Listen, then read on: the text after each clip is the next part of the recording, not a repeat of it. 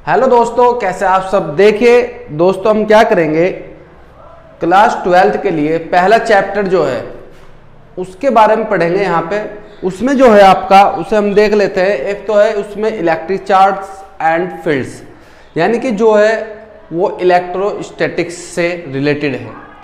Electrostatics में क्या पढ़ेंगे वो मैं आपको बता देता हूँ। आप जानते हो कि क्लास 12th में पहला चैप्टर है electric charge and electric field. ये हो गया।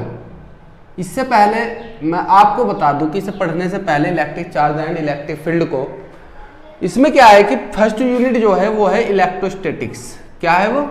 इलेक्ट्रोस्टैटिक्स। ये है इलेक्ट्रोस्टैटिक्स जो है, मैं आपको बता दूं वो क्या होता है। पहले देख लेते हैं कि जो इसकी एक ब्रांच होती है फिजिक्स की, वो होता है इलेक्ट्रोमैग्नेटिज्म।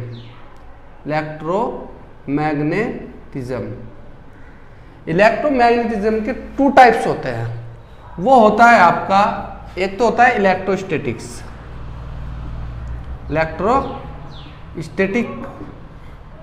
दूसरा होता है आपका, दूसरा जो टाइप होता है वो होता है इलेक्ट्रोडायनामिक्स। समझना इस बात को, इलेक्ट्रोडायनामिक्स और इलेक्ट्रोस्टैटिक्स में डिफरेंस क्या है। स्टैटिक्स का मतलब आप जानते हैं कि स्टैटिक मतलब स्थिर, कोई चीज रुकी हुई, तो हम कह सकते हैं एट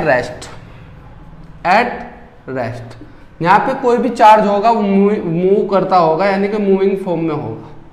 हम बोल सकते हैं कि इलेक्ट्रोस्टैटिक्स क्या है और इलेक्ट्रोडायनामिक्स क्या है। डायनामिक्स का मतलब चलने वाला, और इलेक्ट्रोस्टैटिक्स का मतलब होता है, यहाँ पे स्टैटिक का वो होता है रुकी हुई चीज, यानी कि एट ए रेस्ट। इलेक्ट्रोमैग्नेटिज्म जो है फिजिक्स की ब्रांच, इसके टू टाइप हो गया, इलेक्ट्रोस्टैटिक्स, इलेक्ट्रोडायनामिक्स। हम बात कर लेते हैं कि इलेक्ट्रोस्टैटिक्स क्या है। देखो, हम बोल सकते हैं electrostatics is the branch of physics in which we study about the charge at a rest form. जो चार्ज रेस्ट फॉर्म में होगा उस पर हम क्या करेंगे, स्टडी करेंगे, उसको हम क्या बोलते हैं, इलेक्ट्रोस्टैटिक्स। फिर बात कर लेते हैं इलेक्ट्रोडायनामिक्स। ये भी फिजिक्स की क्या है, एक ब्रांच है आपकी। इसमें हम क्या करते हैं, जो भी चार्ज मूव करता है, मूविंग फॉर्म में होता है, उस पर जो स्टडी करते हैं उसको बोलते हैं इलेक्ट्रोडायनामिक्स। हम यहाँ जो पढ़ेंगे एट रेस्ट फॉर्म में जो पढ़ेंगे, यहाँ पे बहुत चीजें पढ़ेंगे आप लोग। यहाँ पे पहले चार्ज के बारे में पढ़ेंगे, चार्ज होता क्या है, कैसे क्रिएट होता है, उसके बाद में बात कर लेते हैं। इसमें आएगा आपका electric field, intensity of electric field, Coulomb's law, और इसमें एक्सेल पर इलेक्ट्रिक फील्ड लाइंस फाइंड करना, इलेक्ट्रिक फील्ड फाइंड करना है ना, इंटेंसिटी ऑफ अलग अलग पॉइंट्स होते हैं उस पर इलेक्ट्रिक फील्ड ज्ञात करना, यानी कि उसको फाइंड करना। तो हम देख लेते हैं, पहले चार्ज के बारे में हम पढ़ लेते हैं कि चार्ज होता क्या है। देखिए, यहाँ पे शुरू करने से पहले हम क्या करते हैं, इसका बेसिक जान लेते हैं। सबसे पहले उसने चार्ज दे रखा है।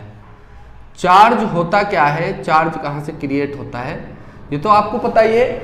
अगर हम इसकी बात करते हैं, जैसे बुक्स में दे रखा है कि 600 BC, 600 BC में एक वैज्ञानिक थे ग्रीक से, उनका नाम था थेल्स। उन्होंने बताया कि जो चार्ज वगैरह क्रिएट होते हैं वो कैसे होते हैं। जब हम टू ऑब्जेक्ट को रबर करते हैं, एक दूसरे से फ्रिक्शन कराते हैं, तो उसके अंदर क्या हो जाता है, उसके अंदर आपके इलेक्ट्रॉन्स जो है क्रिएट होते हैं। मतलब क्रिएट का मतलब चार्ज क्रिएट हो जाता है। ठीक है, जैसे आप सुना होगा कि बालों पर अगर पेन फिरते हैं, बाल जो होने सूखे होने चाहिए, क्योंकि ज़्यादातर जो सूखी चीज़ होगी तो उस पर फ्रिक्शन ज़्यादा होता है। ये भी आपको पता है, फ्रिक्शन जहाँ ज़्यादा होगा वहाँ पे चार्ज क्रिएट ज़्यादा होंगे। दूसरी बात, ऐसे ही कुछ चीज़ें आप लाइफ में करते हो, वो तो है ही, कॉम्ब करते हो हेयर में, तो उससे भी आपको चार्ज क्रिएट होते हैं। तो चार्ज की हम बात कर रहे थे, चार्ज 600 BC में। ये तो आपको पता है कि इसको रगड़ने से ऐसे ऐसे करके वो चीज़ें पॉजिटिव और नेगेटिव के बारे में हम पढ़ लेते हैं। तो चार्ज क्या होता है, सबसे पहली बात देखना, ये होता है चार्ज